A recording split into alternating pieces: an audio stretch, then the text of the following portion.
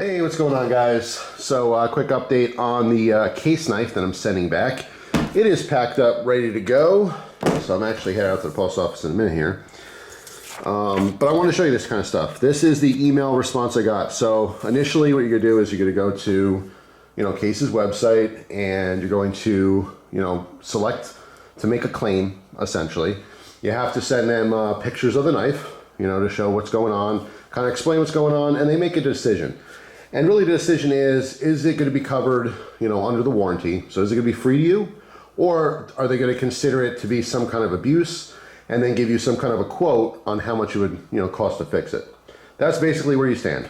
So I wrote my message, I made my claim, and they sent me back this email.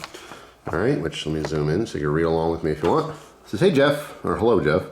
Thank you for taking the time to complete the warranty/repair request form and for submitting photos of your knife. We are happy to advise you that your knife was evaluated and appears it will be covered under the Case Limited Lifetime Warranty. Please use the attached repair form to send your knife to us. Blah, blah, blah, blah, blah, blah, blah, blah." So yeah, so they just said, yeah, blade play, that's on us. We're gonna take care of that for free. And when they sent me a form, then it was nice because the form was already pre-filled out, but I deleted all that stuff so I could show you what it looks like here. So it's really straightforward. You're gonna have a case number.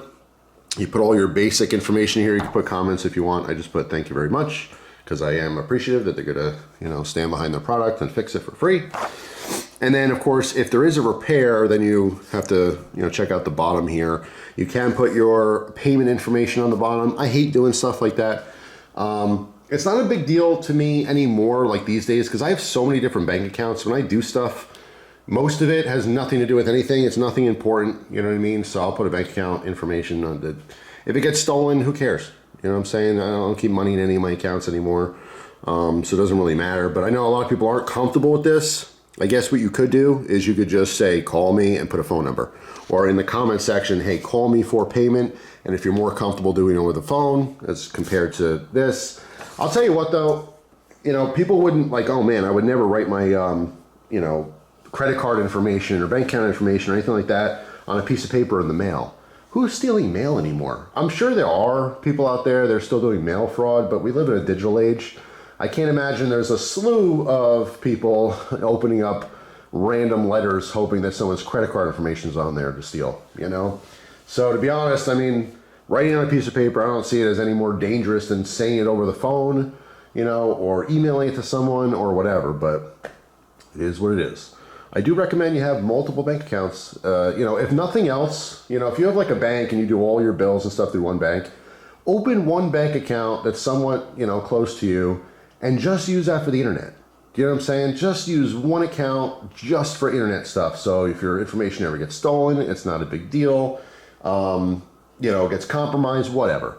Plus, if you're ordering stuff online, you want to keep a budget for yourself, that's a great way to do it. Just have a certain amount of money in there. That's your fun money or whatever. You're gonna buy toys and knives and watches or whatever. It's just an idea, just throwing it out there. So really straightforward stuff. Hey, my knife's broken. Here's what it looks like. Here's the problem. Okay, it's free or it's not free. They let you know that. You fill out the form. You fold the form up, put it with the knife, and ship it back to them. It's really simple. And there's the address: Case Repair, P.O. Box 4000, Bradford, Pennsylvania. So that's all. This is getting in the mail today. Like I said, I will probably do just one more video on this when I get it back, and we'll take a look at it and check it out. Like I said, my initial impressions, the first video I made in that knife, because I did make a video when I was doing the trade, as soon as I received it, I showed the knife I was trading for, and I showed that, and I talked about it for a little while, and that video got corrupted. I don't know what happened to it, but I just I couldn't open it or use it or anything like that. I couldn't fix it, so it was a total loss. So I just did the update video for you, and then this video. But I do like the knife. I'm not a fan of the pocket clip, but I don't know, just it feels good in general. The thicker titanium's nice. The thicker blade stock is nice too. So I'm digging it, and I'm really excited to actually use the thing, but I can't use a knife with blade play, especially that. Like it's significant blade play. It's not only super annoying, but you could feel it when you actually go to cut something. So that's a no bueno for me. So I'm gonna get this in the mail when I get the new one back. I don't know if they're gonna replace this or fix it. We'll figure that out once I get the package back, and we'll talk about it. But yeah, anyway, and also someone commented like, "Oh, it's a shame I was gonna get one, but now I'm not gonna." I will say that when there's a problem with a knife, it doesn't mean there's a problem with all the knives. I mean, look at cars. You can have a car and hey, someone's engine blows up, but there's 300,000 people who have the exact same car, no engine problems. So like all these different knife companies, there's going to be lemons every now and again. Just because this particular, you know, case model had an issue for me does not mean that if you buy one, you're going to have the same problem.